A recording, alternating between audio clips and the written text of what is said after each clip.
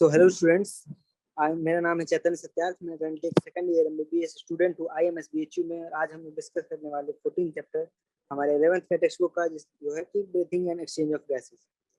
तो इस चैप्टर में सबसे पहले हम देखेंगे बेसिकली कि पहले तो रिस्पायरेशन और ब्रीथिंग और एक्सचेंज की जरूरत क्यों है हमारे पास, दूसरा कि कैसे होता है, क्या क्या ऑर्गन्स हैं, उसके बाद एक्सचेंज ऑफ गैसेस कैसे होती है, उसके बाद वो गैसेस जो है जहाँ तो गैसेस का यूटिलाइजेशन होगा बेसिकली सेल्स के पास, टिश्यूज के पास, वहाँ कैसे पहुंचेंगी, और फिर जो हमारा रेस्पिरेशन है वो कहाँ से रेगुलेट होता है, हमारे ब्रेन के किस सेंटर से रेगुलेट होता है, उसको हम देखेंगे।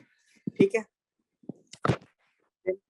सारे जितने ह्यूमन फिजियोलॉजी के चैप्टर्स हैं उनके लास्ट में हमारे पास disorders of the respiratory system, जब हम सर्कुलेटरी सिस्टम पढ़ेंगे उसके डिजॉर्डर, उसके कुछ डिजॉर्डर्स पढ़ने होते हैं। ठीक, तो हम डिजॉर्डर पढ़ेंगे सबसे लास्ट में।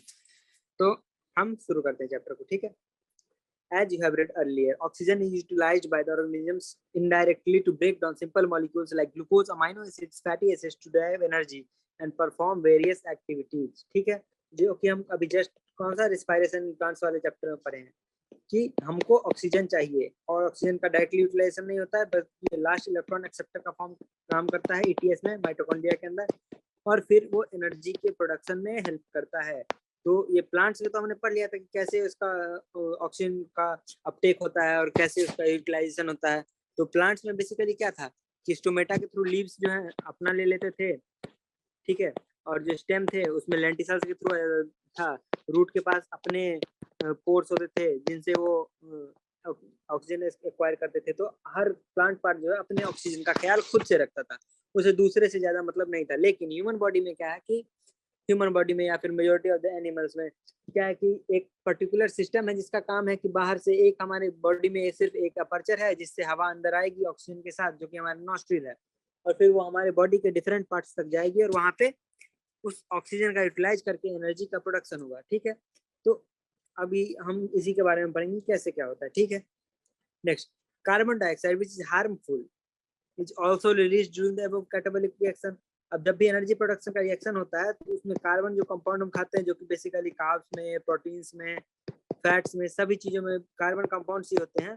तो वो क्या होते हैं, उनका ब्रेक डाउन होकर कार्बन से CO2 बनता है, जो कि हमारे बॉडी के लिए टॉक्सिक है। थोड़ा सा टॉक्सिक तो नहीं होता ना, लेकिन बट फिर भी हार्मफुल है। ठीक है, ठीक है, वो रिलीज होता है। ठीक है, it is therefore evident that O2 has to be continuously provided to the cells and CO2 produced by the cells have to be released out.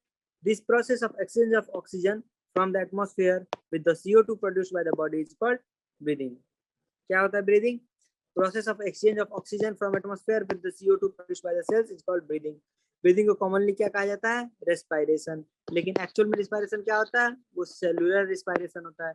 Cellular respiration का मतलब क्या होता है कि सेल में ऑक्सीजन का यूज करके चीजों को ब्रेक डाउन करके ऑक्सीडाइज किया जाता है और उससे CO2 बनाया जाता है, साथ में H2O बनता है और साथ में कुछ एनर्जी रिलीज होती है। ठीक है, इस प्रोसेस को सेलुलर रिस्पायरेशन कहा जाता है, लेकिन आम बोलचाल की भाषा में हम ब्रीदिंग को ही रिस्पायरेशन बोल देते हैं। Place your hands on your chest, you can feel the chest moving up and down. आप लोग ट्राई कर सकते हैं। You know that it is due to the breathing. हम जानते हैं कि सांस लेने के कारण जो है हमारा छाती आगे पीछे हो रहा है जब हम लोग ब्रीथ कर रहे हैं। तो ठीक है, the respiratory organs and the mechanisms of breathing are described in the following sections of the chapter. ठीक, अब हम देखते हैं रिस्पायरेटरी ऑर्गन्स के बारे में कि डिफरेंट ऑर्गेनिजम्स में कौन कौन से रिस्पायरेटरी ऑर्गन्स हैं। ठीक है, चलिए, mechanism of breathing very among different groups of animals. ठीक है, अलग अलग एनिमल्स में अलग मैकेनिज्म ऑफ ब्रीदिंग होता है। ठीक है, किस पे डिपेंड करता है? Mainly depending on their habitat and level of organisation. अब हैबिटेट पे कैसे कि अब कोई ऐसी जगह पे रहता है जहाँ पानी है तो उसके में थोड़ा अलग टाइप से होगा पानी, जिससे वो पानी से ऑक्सीजन एक्सट्रैक्ट कर ले। कोई हमारे तरह जमीन पे रहता है, नॉर्मल एटमॉस्फेयर से एक्सट्रैक्ट करने की क्षमता होनी चाहिए। दूसरी बात, लेवल ऑफ ऑर्गेनाइजेशन में अब हमारी तरह जो कॉम्प्लेक्स ऑर्गेनिजम्स हैं, ह्यूमंस हैं, एनिमल्स हैं, वो क्या करेंगे कि उनके पास कॉम्प्लेक्स ऑर्गन सिस्टम होगा। लेकिन अगर कोई ऐसा लोअर एनिमल है जिसके पास ऑर्गन सिस्टम लेवल तक डेवलपमेंट ही नहीं हुआ, वो टिश्यू लेवल पे जी रहा है, अगर वो टिश्यू लेवल पे जी रहा है तो उसके पास ब्रीदिंग ऑर्गन्स नहीं हो सकते हैं। ठीक है, तो ऐसे नहीं कर सकता है। Lower invertebrates like sponges, coelenterate, flatworms exchange oxygen with CO2 by simple diffusion over their entire body surface.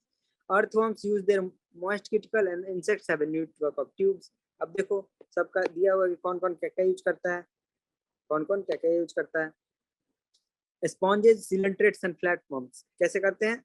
Diffusion से, सिंपल डिफ्यूजन से उसके बॉडी, इंटायर बॉडी से। क्यों? क्योंकि उनमें टिश्यू लेवल ऑफ ऑर्गेनाइजेशन होता है, ठीक है, टिश्यू लेवल ऑफ ऑर्गेनाइजेशन होता है, ऑर्गन बन ही नहीं सकता इसलिए। नेक्स्ट, अर्थवर्म किसका यूज करते हैं? मॉइस्ट क्यूटिकल का। इंसेक्ट्स के पास क्या होता है? ट्रैकियल ट्यूब होता है। क्या होता है? ट्रैकियल ट्यूब का सिस्टम होता है। इन सभी चीजों को यहाँ पे आप नोट करते जाएंगे अपने बुक्स में। ये बुक्स में ऐसे नोट करने से क्या होता है कि बाद में चीजें जब आप रिवाइज करेंगे, आपका एग्जाम आएगा, तो आप एक बार में देख के उसको रिकॉल कर लेंगे या रिवीजन कर लेंगे। सबसे पहले क्या देखेंगे, ठीक है, इंसेक्ट। इंसेक्ट में क्या था? ट्रैकियल ट्यूब था। आप अच्छे से लिखेंगे पूरा ट्रैकियल ट्यूब, ठीक है। यहाँ पे अर्थवर्म में क्या था? मॉइस्ट क्यूटिकल था, ठीक है। स्पॉन्ज में, सिलेंट्रेट में और फ्लैटवर्म में क्या था? Entire body surface by diffusion था, ठीक है। अब देखिए, अब देखिए आगे, स्पेशल वेस्कुलराइज्ड स्ट्रक्चर जिसको कहा जाता है गिल्स। गिल्स, गिल्स को ही ब्रैंकियल रिस्पायरेशन कहा जाता है। गिल्स का एक और नाम क्या है? इंपॉर्टेंट है, गिल्स का एक और नाम क्या है? Branchial respiration. ये किसके द्वारा यूज किया जाता है? Most of the aquatic arthropods, aquatic arthropods, ठीक है, एक्वाटिक आर्थ्रोपोड्स और मोलस्क्स के द्वारा गिल्स यूज किया जाता है। जबकि वेस्कुलराइज्ड बैग जिसको क्या कहा जाता है? लंग। लंग, लंग किसके द्वारा यूज किया जाता है? टेरेस्ट्रियल फॉर्म, जैसे कि मैमल्स, एनिमल्स, बर्ड्स, इनके द्वारा क्या किया जाता है? लंग्स यूज किया जाता है। अमॉन्ग द वर्टिब्रेट्स, वर्टिब्रेट्स में फिश किसका यूज करती है? गिल्स का। एम्फीबियंस, रेप्टाइल्स, बर्ड्स और मैमल किसका करते हैं? लंग्स का, ठीक है। फिश किसका करती है? गिल्स का। एम्फीबियन, रेप्टिलिया, एव्स और मेमेलिया किसका यूज करती है? लंग्स का। The amphibians like frogs can respire through their moist skin also. Frog की तरह जो भी वो है हमारा एम्फीबिया, वो किससे क्या कर सकती हैं? वो लोग अपने मॉइस्ट स्किन से भी रिस्पायर कर सकती हैं, ठीक है। नेक्स्ट चीज, नेक्स्ट नेक्स्ट हम क्या देखेंगे? Human respiratory system. Human respiratory system कैसा होता है? सारे ऑर्गन के बारे में थोड़ा थोड़ा जान लिए। अब हम लोग जानेंगे कि ह्यूमन का कैसा होता है। बेसिकली ह्यूमन का कैसा होता है, ठीक है। We have a pair of external nostril. External nostril, नाक का जो बाहर छेद है वो, जो कि opening out above upper lips, ठीक है। सिंपल सी बात है, समझिए हम लोग ओठ के ऊपर नाक होता है। It leads to the nasal chamber, उससे कहा जाते हैं nasal chamber. Through the nasal passage, तो इसका मतलब क्या हुआ कि सबसे पहले हमारे पास आ गया नॉस्ट्रिल। नॉस्ट्रिल के बाद क्या आया? Nasal passage. और नेजल पैसेज के बाद क्या आया? नेजल चैम्बर, ठीक है। The nasal chambers opens into the pharynx. Nasal chamber किसमें ओपन होगा? फेरिंग्स में। A portion of which is the common passage for food and air. अब नेजल चैम्बर से कहाँ जाएगा? फेरिंग्स। और फेरिंग्स के बारे में स्पेशल बात क्या बताई गई है कि इसमें फूड वाला भी पाथवे और एयर वाला पाथवे दोनों एक दूसरे से जुड़ते हैं, ठीक है। ये फेरिंग्स पे आ गए। फेरिंग्स के बाद नेक्स्ट ऑर्गन क्या आता है? लैरिंग्स। फेरिंग्स के बाद नेक्स्ट क्या आ रहा है? लैरिंग्स। लैरिंग्स। अब लैरिंग्स के बाद क्या आ रहा है? ट्रैकिया। क्या कहा गया है? Larynx opens through larynx region into the trachea. अब लैरिंग्स क्या है? कार्टिलेजिनस बॉक्स है which helps in the sound production. हमारे बेसिकली शरीर का साउंड बॉक्स है, साउंड का प्रोडक्शन करता है, ठीक है। एंड इसलिए इसको क्या कहा जाता है? Sound box. During swallowing glottis can be covered by a thin elastic cartilaginous flap, जिसको क्या कहा जाता है? एपिग्लॉटिस। पहले तो ग्लॉटिस क्या होता है ये नहीं बताया है। ग्लॉटिस क्या होता है? ओपनिंग ऑफ द लैरिंग्स जो होती है, ओपनिंग जो होती है लैरिंग्स में, उसको कहते हैं ग्लॉटिस। अब वो ग्लॉटिस एक तरह से ओपनिंग है, इसके ऊपर एक ऐसा फ्लैप लगा होता है जिसको हम लोग क्या कहते हैं? एपिग्लॉटिस। क्या कहते हैं? एपिग्लॉटिस। और जब हम लोग खाना खाते हैं तो फूड पार्टिकल के द्वारा ये इसे बंद हो जाता है रिफ्लेक्स से, और फिर इधर पीछे इसोफेगस होता है, फूड पार्टिकल इसमें इसोफेगस में चला जाता है स्टोमक की तरफ अपने रास्ते, ठीक है। नाउ ट्रैकिया क्या है? Trachea is a straight tube extending up to the mid thoracic cavity. Thoracic cavity के बीच से जाती है, क्या जाती है? ट्रैकिया, ठीक है, ठीक है। which divides at the level of fifth thoracic vertebra into a right and left pulmonary bronchi, ठीक है। लेफ्ट और राइट जो हो रहा है ये कौन सा लेवल है? फिफ्थ थोरैसिक वर्टिब्रा, वहां पे डिवाइड हो जा रहे ब्रोंक ट्रैकिया। किसमें? एक लेफ्ट ब्रोंकस में, एक राइट ब्रोंकस में। उसको क्या कहते हैं? Primary bronchi. Right and left primary bronchi, ठीक है, प्राइमरी ब्रोंकी। अब each bronchi undergoes repeated divisions to form secondary and tertiary bronchioles और अंत में bronchioles। ठीक है, ब्रोंकी जो क्या होगा, डिवाइड करते जाएगा प्राइमरी, सेकेंडरी, टर्सरी ब्रोंकी, फिर इनिशियल ब्रोंकियोल। ठीक है, ऐसे कर करके, ठीक है, फिर लास्ट में ब्रोंकियोल्स बन जाएंगे। अब ब्रोंकियोल्स भी फर्दर डिवाइड करते जाएंगे और सबसे अंत में सबसे लास्ट वाले ब्रोंकियोल्स कौन से होंगे? Thin terminal bronchioles. The trachea, primary, secondary and tertiary bronchi, initial bronchioles are supported by incomplete cartilaginous rings। आप अपने गर्दन पे क्या करिए, हाथ रखिए और फील करिए कि आपका कार्टिलेजिनस रिंग फील हो रहा होगा, जो कि ट्रैकिया का है। तो ट्रैकिया में, ब्रोंकस में और इनिशियल ब्रोंकियोल्स में इनकम्प्लीट कार्टिलेजिनस रिंग्स होती हैं। ठीक है, यहाँ तक देखिए, इनिशियल ब्रोंकियोल्स तक होती हैं, यहाँ तक देखिए। ठीक है, लेकिन टर्मिनल ब्रोंकियोल में नहीं होती है, ठीक। Each terminal bronchiole gives rise to a number of thin irregular walled and vascularized bag like structure, जिसको क्या कहा जाता है? एल्वियोली। टर्मिनल ब्रोंकियोल से कौन से स्ट्रक्चर जुड़े होते हैं? बैग तक की तरह होते हैं। वैस्कुलराइज्ड मतलब क्या होता है? वैस्कुलराइज्ड का मतलब हुआ कि उसमें रिच ब्लड सप्लाई दिया हुआ है, खूब सारा ब्लड का सप्लाई आ रहा है वहाँ पे, ताकि गैस का रैपिडली एक्सचेंज हो सके। ठीक है, तो उसको क्या बोलते हैं? Alveoli. The branching network of bronchi, bronchioles and alveoli comprise the lungs। अब लंग का मतलब क्या होता है? Branching network of bronchi, bronchioles और एल्वियोलाई सब मिलके लंग बनाते हैं। ठीक है, we have two lungs which are covered by double layered pleura. हम लोग के पास दो लंग होता है जिसमें प्लूरा से बना होता है। वो किससे बना होता है? प्लूरल मेम्ब्रेन से। और प्लूरल मेम्ब्रेन के बीच में क्या होता है? Pleural fluid. प्लूरल फ्लूइड क्या करता है? Reduces friction on the lung surface। The outer pleural membrane is in close contact with the thoracic lining, whereas the inner pleural membrane is in contact with the lung surface। outer pleural membrane क्या है? thoracic cavity से जुड़ा होता है, thoracic cavity से, उसके muscle से। और जो अंदर वाला है प्लूरा, वो क्या होता है?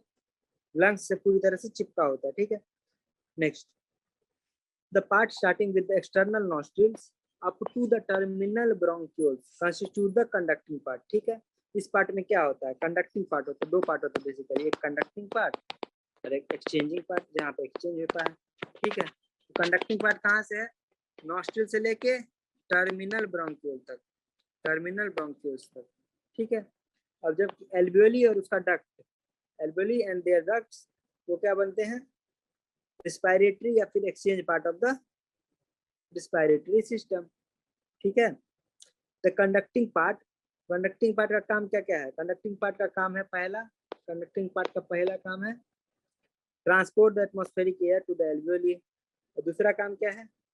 Clear it from the foreign particle, जो कि नाक में जो बाल होते हैं बेसिकली उससे होता है, हेयर इन द नॉस्ट्रिल्स। तीसरा काम क्या होता है? ह्यूमिडिफाई कर देता है एयर को, ड्राई एयर है एटमॉस्फेयर में, उसको ह्यूमिडिफाई कर देता है।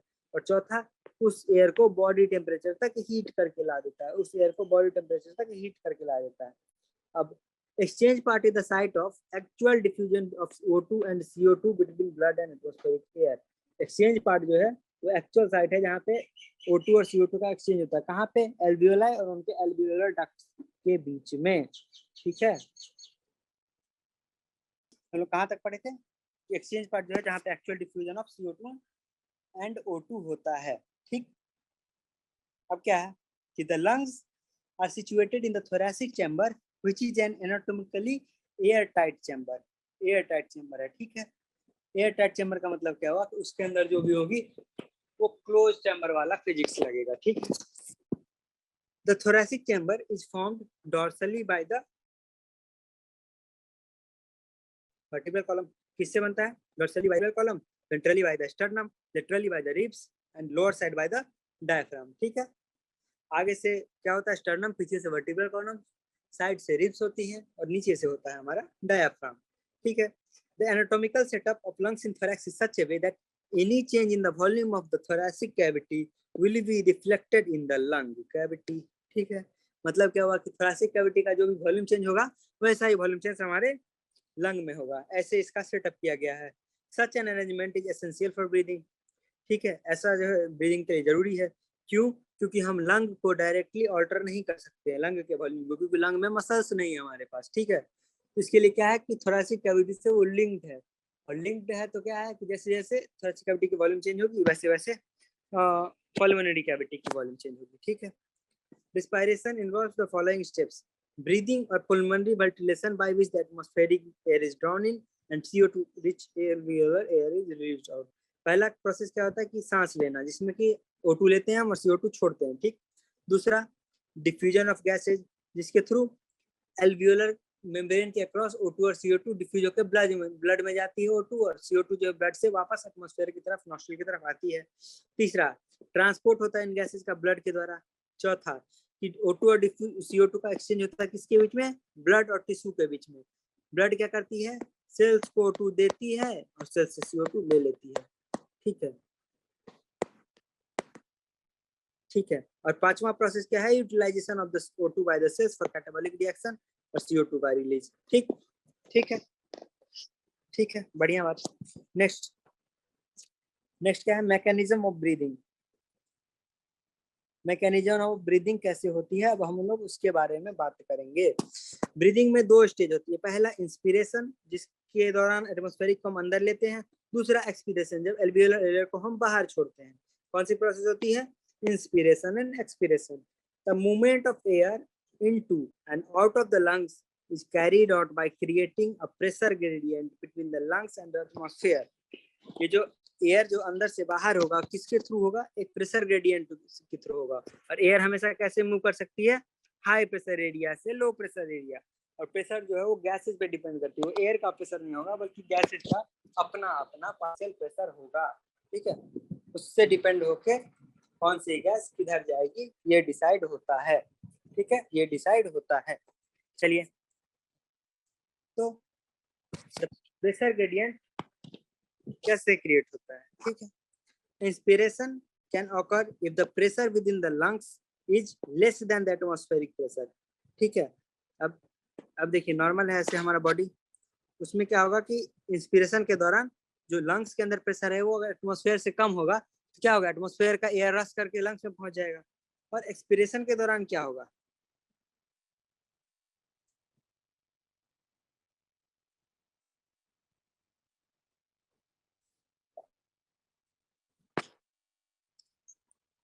और एक्सपिरेशन के दौरान क्या होगा? सिमिलरली लंग के अंदर एटमॉस्फेयर से ज्यादा प्रेशर होगा। अब अगर एटमॉस्फेयर के प्रेशर को जीरो मान लिया जाए, तो जब एटमॉस्फेयर के प्रेशर को जीरो मान लेंगे तो इंस्पिरेशन के दौरान कम प्रेशर होना चाहिए लंग्स में, उसको क्या बोला जाता है? निगेटिव प्रेशर होना चाहिए, ठीक है, with respect to atmospheric pressure. Similarly expiration तब होगा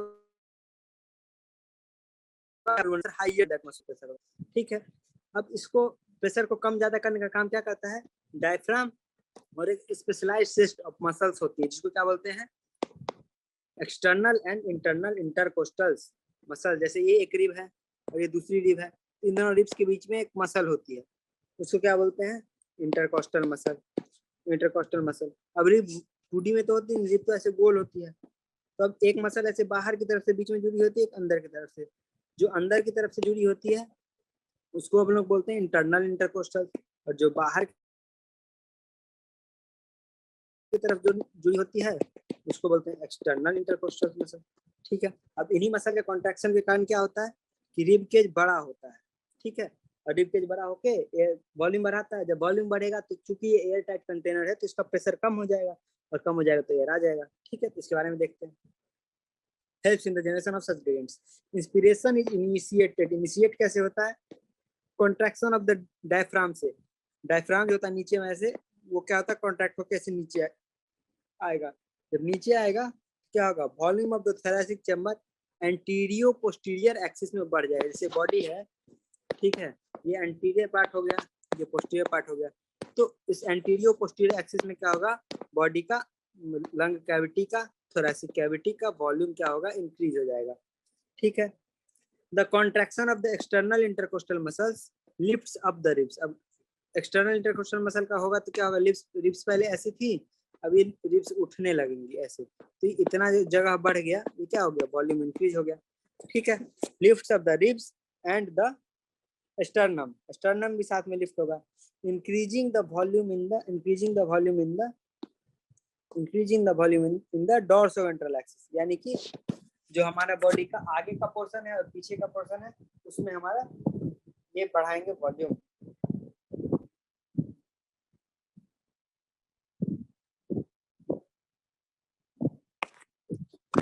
next, the overall increase in the thoracic volume, overall increase इनसे क्या दोनों से मिलके क्या हुआ कि थोरेसिक वॉल्यूम में इंक्रीज हो गया, थोरेसिक वॉल्यूम में इंक्रीज हो गया।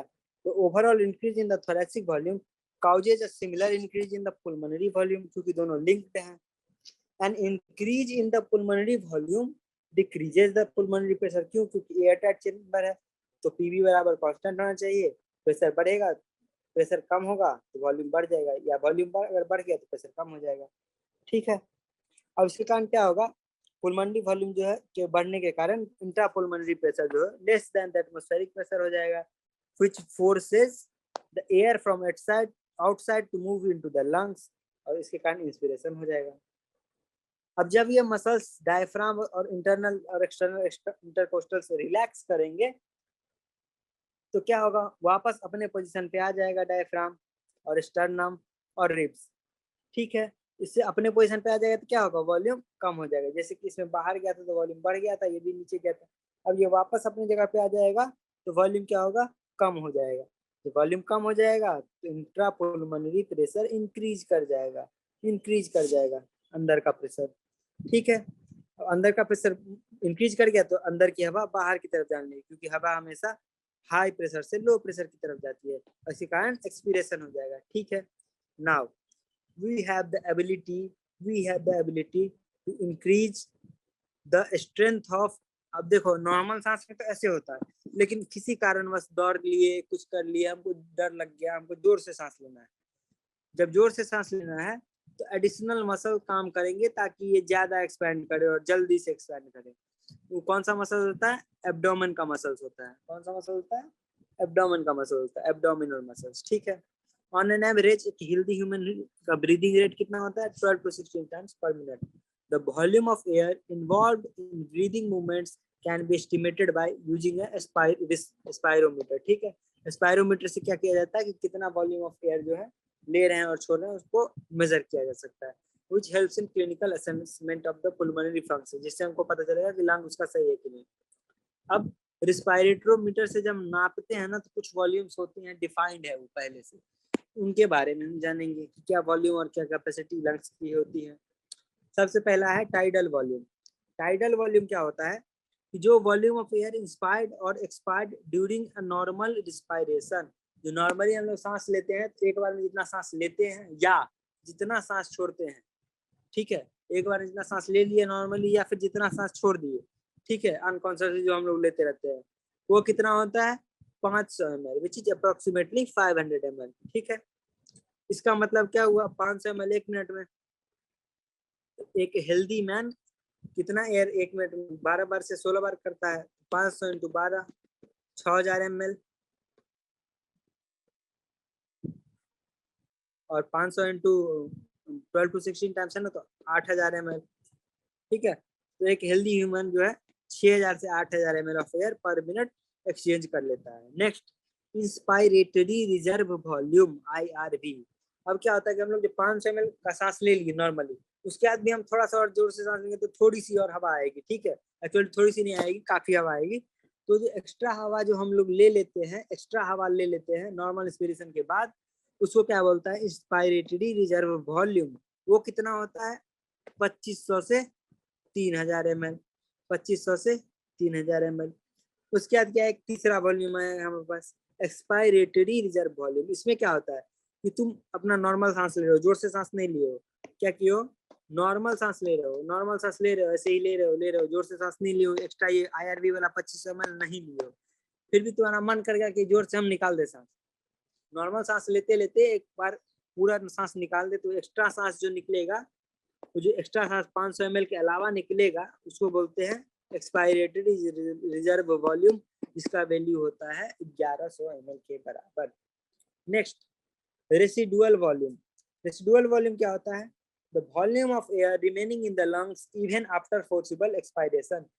ये क्या है कि उतना एयर लंग्स में जो है हमेशा रहता है, चाहे तुम जितना जोर से सांस लगा के छोड़ दो, ये एयर बाहर नहीं आएगा। इस एयर के वॉल्यूम की वैल्यू कितनी है, 1100 to 1200 ml।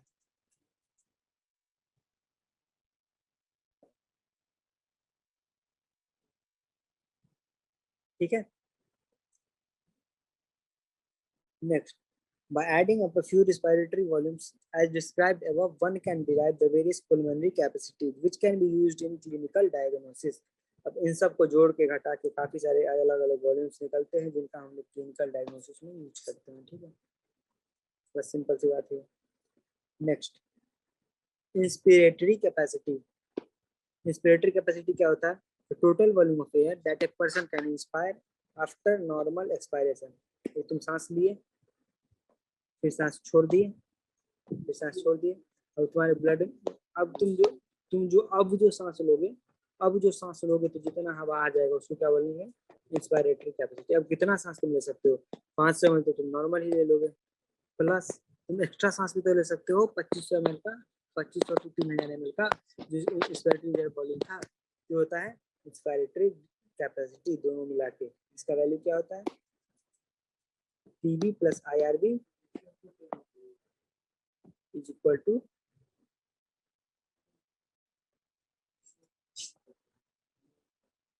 ठीक है। Next, expiratory capacity. अब एक्सपायरेटरी कैपेसिटी क्या होता है? जब नॉर्मल इंस्पिरेशन कर रहे हो, नॉर्मल सांस ले रहे हो, फिर सांस छोड़ दिए, फिर नॉर्मल सांस लिए, नॉर्मल सांस लेने के बाद जबरदस्ती का एक्स्ट्रा हवा छोड़ रहे हो पूरा, तो जो 500 ml तो निकलेगा, प्लस कुछ और निकलेगा ना जबरदस्ती का 1100 ml, ये दोनों को मिला के टोटल जितना हवा निकला उसको क्या बोलते हैं? Expiratory capacity. उसके बाद क्या? Functional residual capacity. Functional residual capacity क्या होता है कि जब तुम नॉर्मल सांस लेते हो, जब तुम नॉर्मल सांस लेते हो, ठीक है, जब तुम नॉर्मल सांस लेते हो तो क्या होता है कि कुछ हवा जो है सांस लंग्स से नहीं निकालते, नॉर्मल जब लेते रहते हो, तो वो हवा जो टोटल हवा जो तुम नहीं निकालते उस हवा को क्या बोलते हैं हम लोग? Functional residual volume. Functional residual capacity वो क्या होती है? एक तो एक्सपायरेटरी रिजर्व वॉल्यूम होती है, प्लस उसको नहीं निकालते हो, ठीक है, प्लस रेसिडुअल वॉल्यूम जो कि कभी निकल ही नहीं सकती है। तो ये दोनों जो हवा है हमेशा लंग्स में रहती है जब तुम नॉर्मल इंस्पायरेशन एक्सपायरेशन कर रहे हो तब। इस हवा को क्या बोलते हैं? फंक्शनल रेसिडुअल कैपेसिटी, ठीक है। नेक्स्ट, नेक्स्ट क्या है? Vital capacity. वाइटल कैपेसिटी क्या होता है कि एक बार तुम जोर से पूरा सांस छोड़ दिए, पूरा जोर से सांस छोड़ दिए, पूरा जोर से सांस दिए, उसके बाद पूरा जोर से सांस ली जितना जोर से ले सकते हो, और फिर उसके बाद ठीक है, उसके बाद फिर जितना सांस मतलब सबसे पहले क्या किया कि तुम नॉर्मल सांस ले रहे हो, ठीक है, ऐसे करो, नॉर्मल सांस लो, फिर छोड़ो, फिर नॉर्मल सांस लो, और फिर जोर से छोड़ो, जोर से छोड़ोगे तो क्या होगा? तुम्हारा IRB निकल जाएगा, सॉरी ERB निकल जाएगा। उसके बाद तुम पूरा जोर से सांस लो, पूरा जोर से सांस लो। तुम कौन कौन सा वॉल्यूम इंस्पायर कर लोगे? एक तो टाइडल वॉल्यूम करोगे 500 ml वाला, प्लस तुम एक्स्ट्रा जो कर सकते थे हमेशा इंस्पायरेटरी रिजर्व वॉल्यूम 2500 ml का वो, लेकिन तुम पहले जोर से सांस छोड़ दिए हो ना, जोर से, तो जोर से जब तुम सांस छोड़ दिए हो तो 1100 ml वो भी हवा पहले निकल चुकी है, इस बार तुम वो भी हवा ले पाओगे, तो वो हवा ले पाओगे तो टोटल मिला के क्या हो जाएगा? Vital capacity. इसमें आएगा ERB plus TB plus IRB, तीनों को मिला के क्या होता है? Vital capacity. अब टोटल लंग कैपेसिटी क्या होता है? टोटल लंग का वॉल्यूम जितना लंग में अट सकता है, जितना आ सकता है, उसको कहते हैं टोटल लंग कैपेसिटी। वो होता है respiratory reserve volume plus expiratory reserve volume plus tidal volume और इंस्पायरेटरी रिजर्व वॉल्यूम, सबको चारों को जोड़ दोगे तो क्या हो जाएगा? Total lung capacity. अब क्या है? एक्सचेंज ऑफ गैसेज, ठीक, exchange of gases. Alveoli are the primary sites of exchange of gases, ठीक है। Exchange of gases also occur between the blood and the tissues, ठीक है।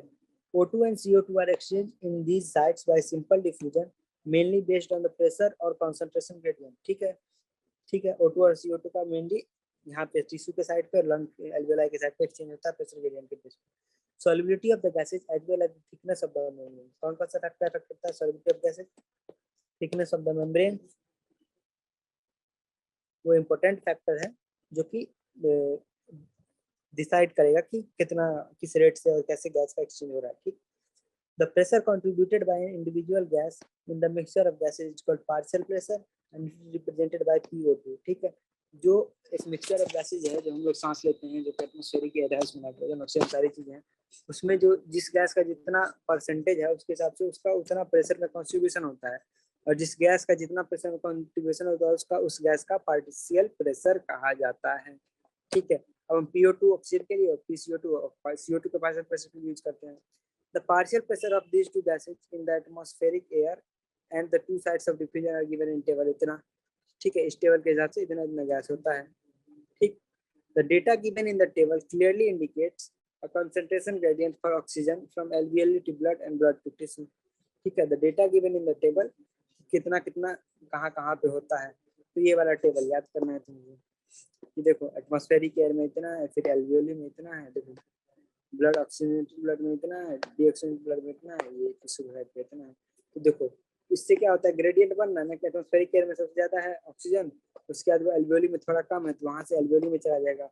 अब एल्वियोली से ऑक्सीजनेटेड एयर में और कम है 95, तो ऑक्सीजनेटेड में चला जाएगा, ठीक है, ऑक्सीजनेटेड में चला जाएगा, मतलब सबसे पहले तो डीऑक्सीजनेटेड में चला जाएगा, ठीक है। मतलब जो एल्वियोली में लंग के पास से क्या होगा कि एयर जो है एल्वियोली से डीऑक्सीजनेटेड ब्लड आएगा, वहां पे एक्सचेंज होकर चला जाएगा। अब यहाँ पे जाएगा तो यहाँ पे ऑक्सीजन चला गया, तो यहाँ पे कॉन्सेंट्रेशन ऑफ ऑक्सीजन बढ़ जाएगा, बढ़ेगा तो बढ़ के ऑक्सीजनेटेड ब्लड में 95 हो जाएगा।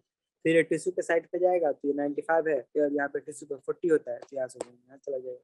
CO2 देखो टिश्यू पे है इतना, टिश्यू पे है इतना, और टिश्यू के पास ऑक्सीजनेटेड ब्लड आएगा उसमें चला जाएगा, टिश्यू के पास ऑक्सीजनेटेड ब्लड आएगा उसमें ये अपना CO2 छोड़ देगा। तो इसका जो 40 का CO2 था थोड़ा सा बढ़ के 45 हो जाएगा। अब देखो 45 हो गया। अब डीऑक्सीजनेटेड ब्लड जो एल्वियोली के पास जाएगा, एल्वियोली का 40 है, तो इस क्या करेगा अपना इसको दे देगा। एटमॉस्फेयर में तो पता ही 0.3% कॉन्ट्रीब्यूशन होता है, ठीक। उसी चीज को यहाँ पे दिखाया गया है, PO2 140 है, इतना है, ऐसे ऐसे ब्लड जा रहा है। जो सिस्टेमिक में एक तरफ से ऑक्सीजनेटेड ब्लड का सर्कुलेशन है, जो डीऑक्सीजनेटेड ब्लड का सर्कुलेशन है, यही चीज को एक डायग्राम में दिखाया गया है, ठीक।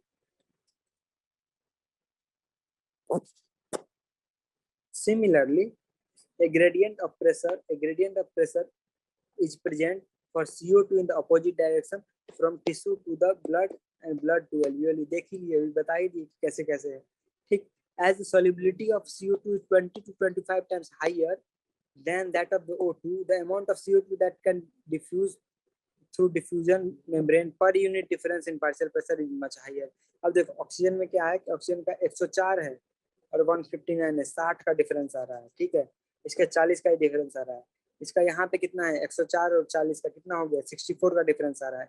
इसका 5 का ही डिफरेंस आ रहा है, लेकिन फिर भी CO2 भी उतना ही एफिशिएंटली ट्रांसफर होता है। क्यों? क्योंकि CO2 का जो है सॉल्युबिलिटी बहुत ज्यादा है। हम लोग क्या पढ़े थे कि जो एक्सचेंज ऑफ गैस इस पे डिपेंड करता है, thickness of the membrane, solubility of the gases और पार्शियल प्रेशर।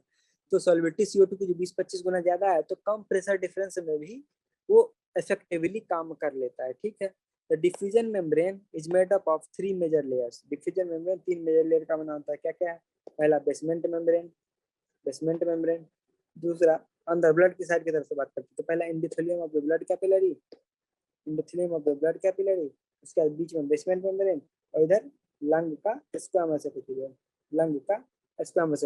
ठीक है। इन 3 लेयर से मिलकर बना होता है, ठीक है। अब देखो ये जो 3 लेयर का बना होता है,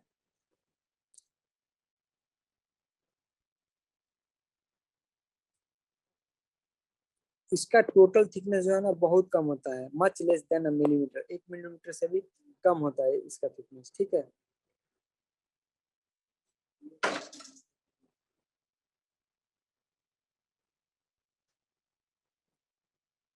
ठीक है, therefore all the factors in our body are favorable for diffusion of O2 from alveoli to tissue and that of the CO2 from tissues to the alveoli। अब यहाँ पे कुछ नया एडिशन किया गया है। हमारे टाइम में क्या था कि squamous epithelium of the alveoli, endothelium of the alveoli का bridge and the basement membrane था, लेकिन अब यहाँ पे कर दिया गया बेसमेंट सब्सटेंस। बेसमेंट सब्सटेंस क्या होता है? बेसमेंट सब्सटेंस एक तो बेसमेंट मेम्ब्रेन है यहाँ पे ये वाला, साथ ही साथ उसके साथ जो स्क्वामस एपिथेलियम और बेसमेंट मेम्ब्रेन जो है, स्क्वामस एपिथेलियम और basement membrane surrounding a single layer of endothelial cells, एक एंडोथेलियल सेल्स का एक लेयर, और तीनों को मिला के क्या बोला जाता है? बेसमेंट सब्सटेंस, ठीक है, बेसमेंट सब्सटेंस। ये सब मिलके क्या बनाता है? डिफ्यूजन मेम्ब्रेन, जो कि 1 मिलीमीटर से कम होता है। अब नेक्स्ट चीज हम लोग देखेंगे ट्रांसपोर्ट ऑफ गैस किस फॉर्म में होता है। ट्रांसपोर्ट ऑफ गैस देखेंगे, ठीक है। Transport of gas, the blood is the medium of transport for O2 and CO2। अब O2 का क्या होता है कि 97% O2 कैसे जाता है? RBC के थ्रू, हीमोग्लोबिन से बाइंड होके, ठीक है, ठीक है। 3% कैसे जाता है, डिजॉल्व इन द प्लाज्मा। 3% कैसे जाता है, डिजॉल्व जाता है 3%।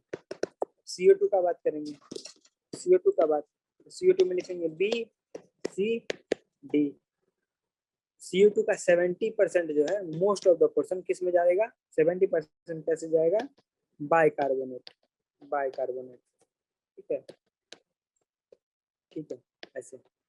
सी, बाकी क्या है, बाकी सी, बाकी क्या है, 23% जो है, 23% जो है कैसे जाएगा, हीमोग्लोबिन से बाइंड होती है। जब हीमोग्लोबिन से CO2 बाइंड होता है उसको क्या बोलते हैं, कार्बामिनो हीमोग्लोबिन, ठीक है। और बाकी का बचा 7% क्या होगा, वो डिजोल्व हो जाएगा प्लाज्मा में, ठीक। तो ऐसे करके O2 और CO2 का ट्रांसपोर्ट होता है। Next, transport of oxygen. The hemoglobin is a red-colored iron-containing pigment present in the RBC. O2 can bind with hemoglobin in a reversible manner to form oxyhemoglobin. ठीक है। Each hemoglobin molecule can carry a maximum of 4 molecules of O2. एक hemoglobin का molecule कितना oxygen carry करेगा, 4 molecules of oxygen. Binding of the oxygen with the hemoglobin is primarily related to the partial pressure of O2. जो binding होता है वो partial pressure पे related है कि partial pressure कम रहा तो कम binding होगा, ठीक है। The partial pressure of CO2, H plus ion concentration और temperature जो है वो अदर फैक्टर जो कि इंटरफेयर कर सकता है। एक सिग्मॉइड कर्व प्राप्त होता है जब percentage saturation of haemoglobin and O2 को प्लॉट किया जाता है पार्शियल प्रेशर ऑफ O2 से। जैसे कि पार्शियल प्रेशर ऑफ O2 बढ़ते जाएगा तो किस तरह से सैचुरेशन बढ़ते जाएगा, इसका ग्राफ प्लॉट करेंगे तो सिग्मॉइड कर्व आता है। इसको क्या बोला जाता है, oxygen dissociation curve, oxygen dissociation curve ODC, ठीक। और it is highly useful in effecting studying the effect of carbon dioxide concentration, H plus concentration on the binding of O2, ठीक है। इन द एल्वियोली, एल्वियोली में क्या होता है, जब PO2 ज्यादा होता है वहां पे PCO2 कम होता है, H plus concentration कम होता है, ठीक। साथ ही साथ एल्वियोली में टेम्परेचर कम होता है क्योंकि बाहर से सांस ले रहे हैं, टेम्परेचर कम होता है। These factors are all favourable for the formation of oxyhaemoglobin. यानी कि कौन कौन से फैक्टर से ऑक्सीहीमोग्लोबिन का प्रोडक्शन फेवर किया जाएगा, हाई O2, लो CO2, लो टेम्परेचर, लो H प्लस, ठीक है। जबकि टिश्यू साइड पे क्या होता है, लो PO2, high CO2, high H plus और हाई टेम्परेचर। इसके कारण क्या होगा कि O2 का बाइंडिंग का कैपेसिटी कम हो जाएगा हीमोग्लोबिन से और ऑक्सीजन रिलीज हो जाएगा। ऑक्सीजन रिलीज होगा क्या होगा, तो ऑक्सीजन टिश्यू के पास हीमोग्लोबिन से रिलीज होकर टिश्यू में चला जाएगा, ठीक है। This clearly indicates that O2 gets bound to hemoglobin in the lung surface and get dissociated in the tissue, ठीक है, ये बात समझ गए। Every 100 ml of oxygenated blood can deliver around 5 ml of O2 to the tissue. Her 100 ml of the blood है, हर 100 ml of the blood है, उसमें कितना ml of the O2 को ट्रांसफर करता है, 5 ml of the O2 को वो transfer करता है, ठीक। Next, transport of carbon dioxide, transport of carbon dioxide.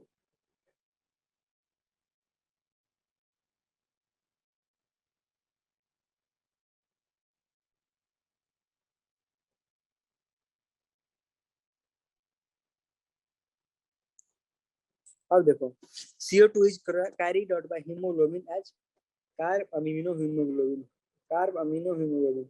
इसमें 20 to 25% लिखा है, वैसे 23% मान के चलना, ठीक है, 20 to 25%, ठीक है, 20 to 25% कैसे होता है, कार्ब अमीनो हीमोग्लोबिन से।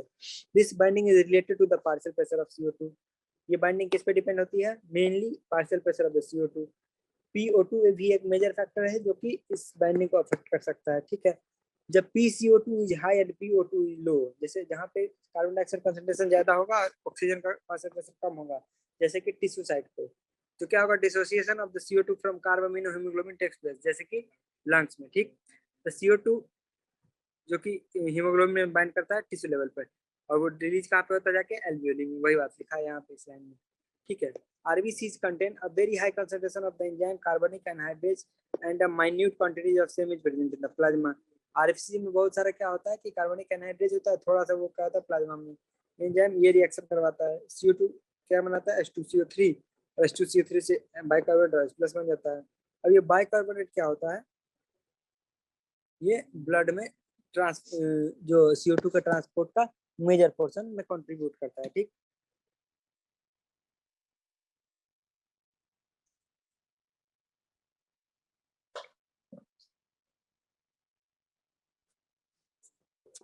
एट द टिश्यू साइट जहाँ पे partial pressure of CO2 is high due to catabolism, CO2 क्या होता है, डिफ्यूज कर जाता है ब्लड में और फॉर्म करता है HCO3 माइनस और H+, ठीक।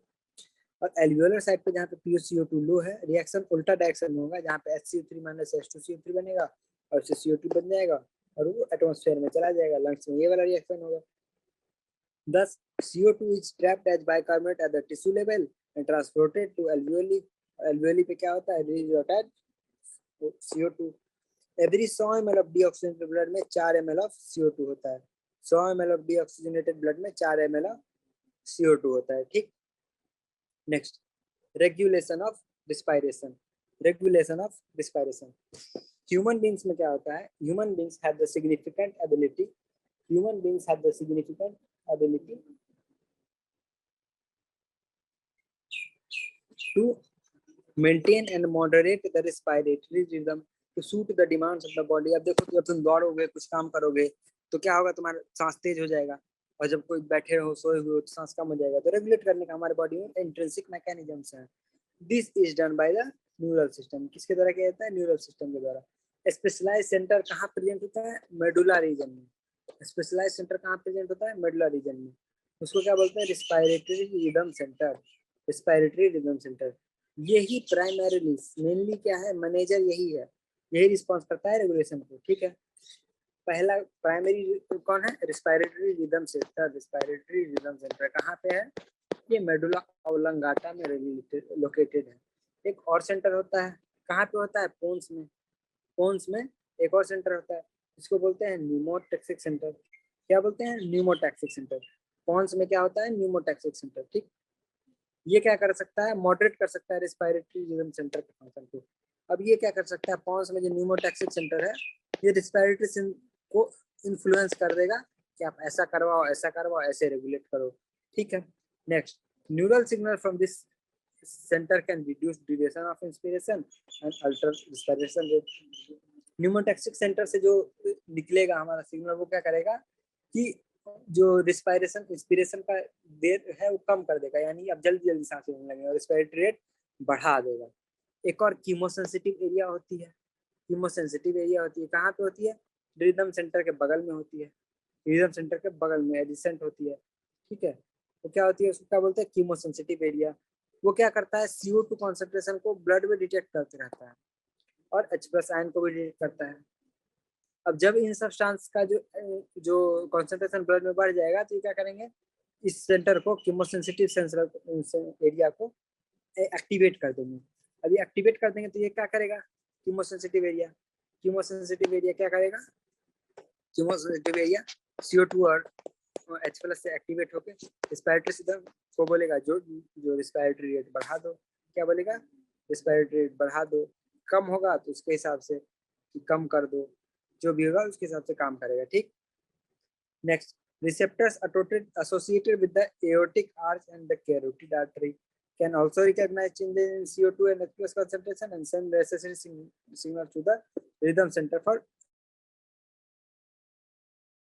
immediate। ये तो वहाँ ब्रेन तक, लेकिन ब्रेन से पहले जब हमारा एओर्टा का ऐसे आर्च बनता है हार्ट के पास से, यहाँ पे कुछ सब्सटेंस होता है जिसके वजह से होता है, और कैरोटिड आर्टरी जहाँ पे एक्सटर्नल और इंटरनल कैरोटिड में डिवाइड करती है, यहाँ पे इन दोनों पे भी एक कीमोसेंसिटिव सेंटर प्रेजेंट होता है।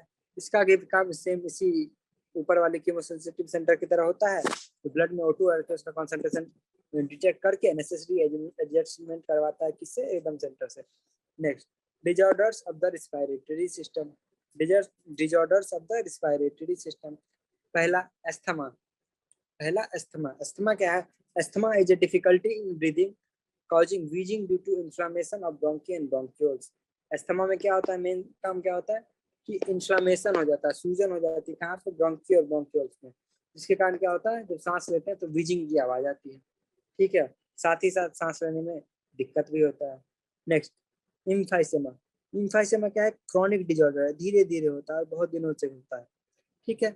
किसका डिजॉर्डर है, एल्वियोलर के वाल का, जिसमें क्या होता है कि एल्वियोलर का वाल क्या होता है, एल्वियोलाई का वाल डैमेज हो जाता है, जिससे सिगरेट विगरेट पीने से मेनली होता है, ठीक है। जिसके कारण क्या होता है, रिस्पायरेटरी सरफेस एरिया डिक्रीज हो गई, और रिस्पायरेटरी सरफेस एरिया डिक्रीज हो गई तो सांस लेने में दिक्कत होगा, सांस लोगे तो अच्छे से मतलब हमारा गैस एक्सचेंज नहीं हो पाएगा सरफेस एरिया खराब होने के कारण। ठीक है, इसका मेन कॉज सिगरेट स्मोकिंग है। Next, occupational respiratory disorder. कुछ इंडस्ट्री जैसे कि ग्राइंडिंग और स्टोन ब्रेकिंग एनर्जी, इसमें क्या होगा, ऐसा धूल उड़ेगा। अब उस डस्ट जो है, डस्ट प्रोड्यूस होगा। अब डस्ट जो प्रोड्यूस होगा तो उसके कारण क्या होगा, इतना डस्ट प्रोड्यूस होगा, इतना डस्ट प्रोड्यूस होगा, बॉडी का जो डिफेंस मैकेनिज्म है, जो नोस्ट्रिल का बाल है, वो फुल्ली कोप नहीं कर पाता है उसको शरीर के लंग्स के अंदर आने से रोकने से। अब अधिक देर तक ऐसा काम अगर हम करते रहेंगे ऐसे एरिया में, तो हमारा लंग जो है, लंग के अंदर वो डिपॉजिट हो जाएगा, जिसके कारण लंग का इन्फ्लामेशन हो जाएगा, अंत में लंग फाइब्रस बन जाएगा। फाइब्रोसिस क्या होता है, कोई भी टिश्यू जो होता है ना, वो एक जब डैमेज हो जाता है उसका वो रिपेयर होता है, लेकिन रिपेयर होकर कोई भी टिश्यू जो है ना, कभी भी पहले जैसा बिल्कुल नहीं बन सकता। कभी भी कट लगता है, घाव लगता है, तो वापस पुरानी तरह नहीं होता, थोड़ा सा अंतर हो जाता है। उसको कहते हैं फाइब्रोसिस। अब लंग का जो फाइब्रोसिस हो जाएगा तो वो सांस नहीं ले पाएगा, इसके कारण वेरी सीरियस लंग डैमेज हो जाता है। Worker in such industries should wear protective mask. ठीक है, चलिए अब हम लोग फर्स्ट क्वेश्चन करते हैं। ठीक है, क्वेश्चन तो इसमें काफी सारा है। तो पहला क्वेश्चन क्या है हमारे पास, define vital capacity, what is it significant. Vital capacity क्या होती है, it is defined as the amount of air that can be inspired after a forceful expiration। यानी कि आप एक बार जोर से सांस छोड़ दिए, पूरे लंग का हवा निकाल दिए, तो क्या आप जितना सांस ले सकते हैं उसको कहा जाता है vital capacity. What is it significant, vital capacity का सिग्निफिकेंट क्या है कि अगर ज्यादा वाइटल कैपेसिटी है आपका, more the vital capacity significance में लिख देंगे। ठीक है, मोर air can be exchange in one go. ठीक है, therefore the person can do the heavy work more efficiently। इसके एथलीट्स होते हैं ना, वो ट्रेन कर करके अपना वाइटल कैपेसिटी बढ़ा लेते हैं। ठीक, next, state the volume of air remaining in the lungs after normal breathing.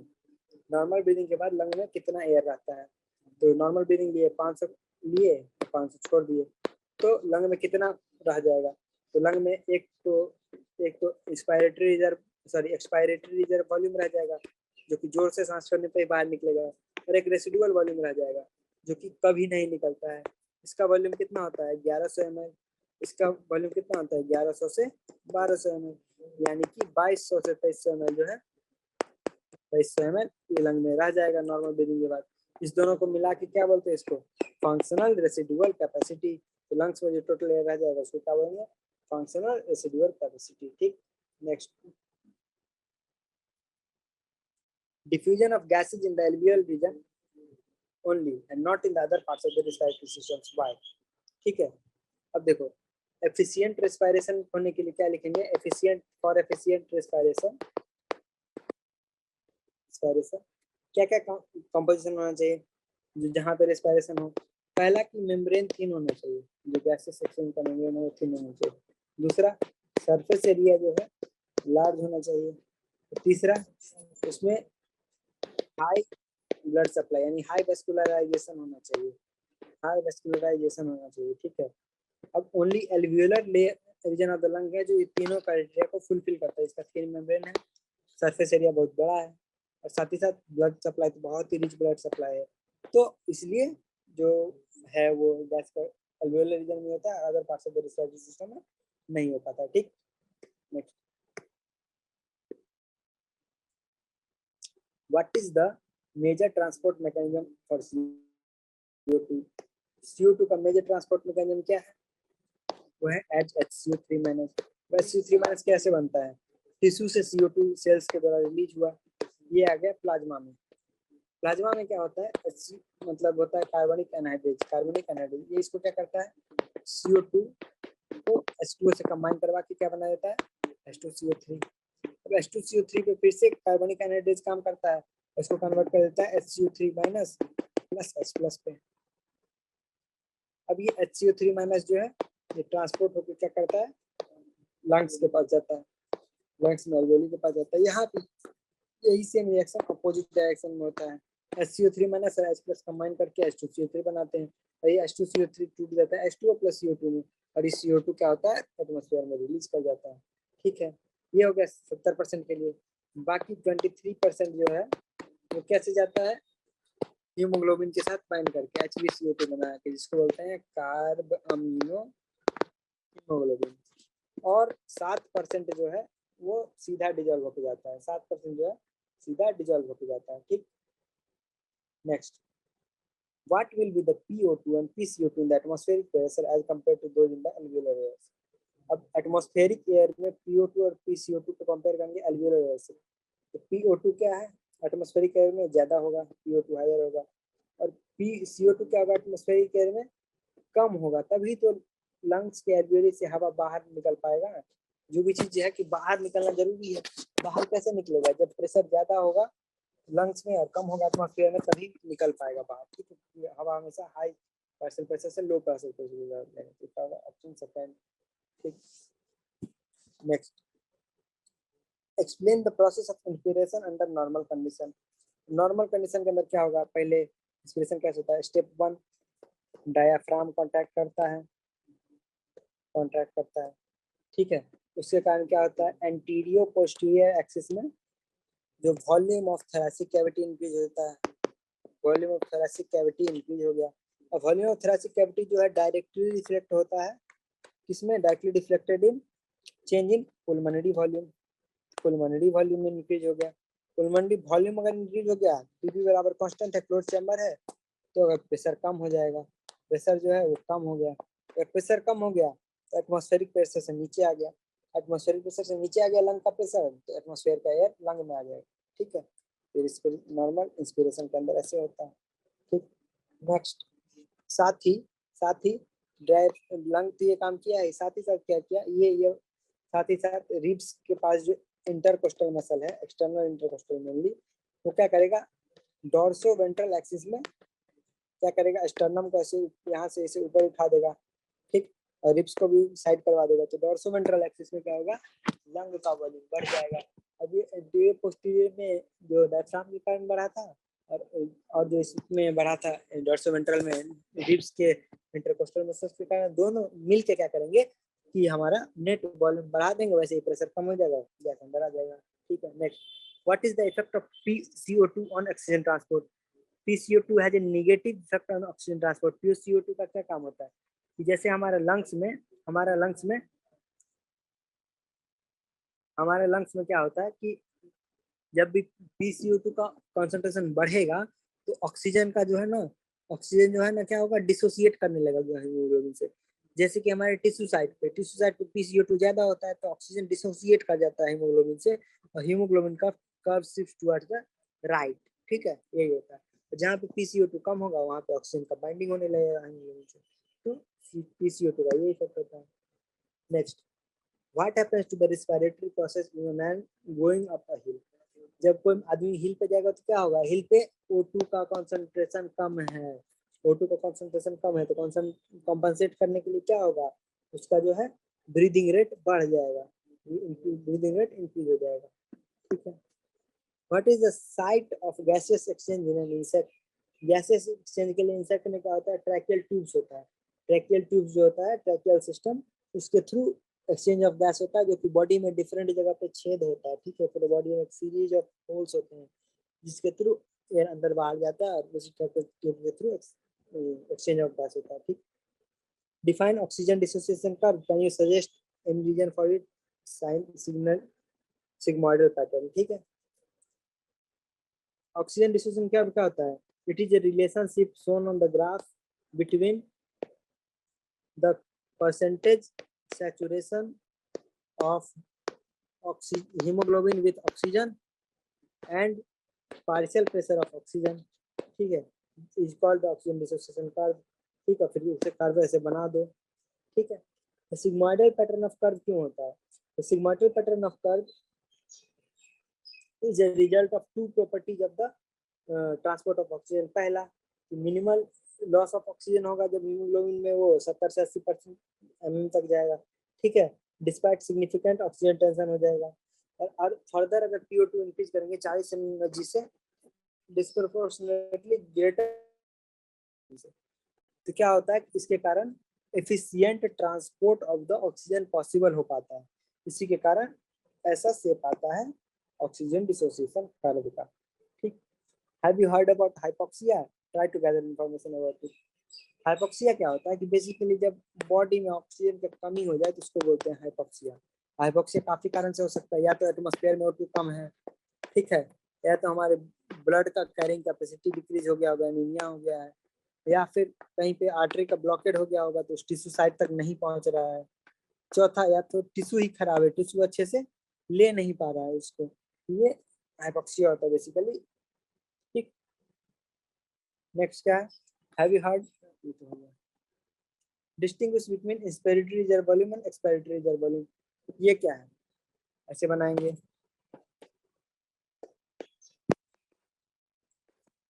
IRV क्या होता है? It is additional air. जब कब हम ले सकते हैं, नॉर्मल इंस्पिरेशन के बाद जो एडिशनल एयर ले सकते हैं उसको कहते हैं इंस्पिरेटरी रिजर्व वॉल्यूम, और नॉर्मल इंस्पिरेशन के बाद जो एडिशनल वॉल्यूम जो एक्सहेल कर सकते हैं उसको कहते हैं एक्सपायरेटरी रिजर्व वॉल्यूम। ठीक है, इसका वैल्यू क्या होता है, 2500 से 3000 ml। इसका वैल्यू क्या होता है, 1100 से 1200 ml। ठीक, ये होता है। ठीक, ये हो गया। Inspiratory capacity and expiratory capacity यही है, इसमें टाइडल वॉल्यूम जोड़ दोगे तो एक्सपायरेटरी कैपेसिटी हो जाएगा, इसमें टाइडल वॉल्यूम जोड़ दोगे तो एक्सपायरेटरी कैपेसिटी हो जाएगा, फिर दोनों का लिख दो वैल्यू। ठीक है, vital capacity and total lung capacity.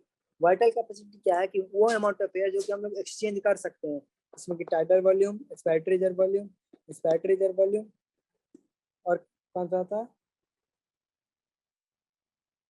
ये आते हैं मेनली। ठीक है, ठीक है, मेनली ये आते हैं।